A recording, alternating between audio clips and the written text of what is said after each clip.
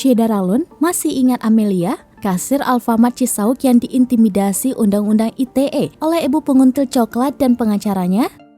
Kasus intimidasi Undang-Undang ITE ini sempat menjadi perbincangan hangat di kalangan netizen. Bahkan, pengacara kondang Hotman Paris pun turun tangan diwakili oleh anaknya Frans Hutapea. Peristiwa ini sempat menjadi top search di Google dengan kata kunci Alfamart Cisauk atau kasir Alfamart viral. Kasus ini berlanjut ke tahap pelaporan yang dilakukan oleh Frans selaku kuasa hukum penggugat mengatasnamakan pihak Alfamart. Setelah dilakukan mediasi antara kedua pihak di Satreskrim Tangerang Selatan, akhirnya ibu pengutil dan pengacaranya melakukan klarifikasi dan permintaan maaf. Kasus intimidasi Undang-Undang ITE ini pun ditutup secara damai antara kedua belah pihak. Tidak berhenti di situ, Amelia selaku kasir Alfamart Cisauk yang paling dirugikan oleh peristiwa ini kabarnya diberikan kenaikan jabatan oleh perusahaan.